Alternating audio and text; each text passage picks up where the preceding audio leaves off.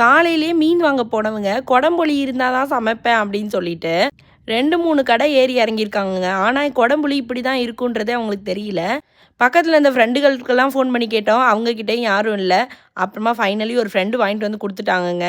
அது வந்ததுக்கப்புறம் தான் என் ஹஸ்பண்ட் சமைக்கிறதுக்கே ஒரு ஹாப்பியாக ஆரம்பித்தாங்க. இதுக்காக ரொம்ப நாளாக கிடப்பில் கிடந்த பானையெல்லாம் எடுத்தோம். அந்த பானையை வேற நான் பொங்கலுக்காக பெயிண்ட் அடித்து வச்சுருந்தேன்னா அதை பார்த்துட்டு வேற என்னம்மா இது பானைக்கெல்லாம் மேக்கப் பண்ணி வச்சுருக்கீங்க அப்படின்னு சொல்லிக்கிட்டு இருந்தாங்க. அந்த மேக்கப் பண்ண பானையை வச்சே இன்னைக்கு சமைச்சு முடிச்சிடலாம் அப்படின்னு சொல்லிட்டு சமைக்க ஆரம்பிச்சாச்சு. இன்னைக்கு வந்து பார்த்தீங்கன்னா என் ஹஸ்பண்ட் செஞ்ச புதுமையான ஐட்டம் என்னன்னு பார்த்தீங்கன்னா கொச்சி மீன் குழம்பு. நம்ம ஊர் மீன் குழம்புனா தக்காளி புளி மிளகாத்தூள்லாம் போட்டு கொஞ்சம் காரமும் புளிப்பு கலந்த மாதிரி வைப்போம். பட் இது கொச்சி மீன் குழம்புன்றதுனால தக்காளிலாம் போடாமல் தேங்காய் பால் நிறைய அரைச்சி ஊற்றி தனி மிளகாத்தூள் மல்லித்தூள் பச்சை மிளகாலாம் போட்டு சூப்பராக ஒரு குழம்பு வச்சோம். இதில் புளிப்புக்கு பார்த்தீங்கன்னா குடம்புளி மட்டும்தான் சேர்த்தாங்க. இதில் புளிப்பு வருமா வரலையான்றது எங்கள் 2 பேருக்குமே தெரியல.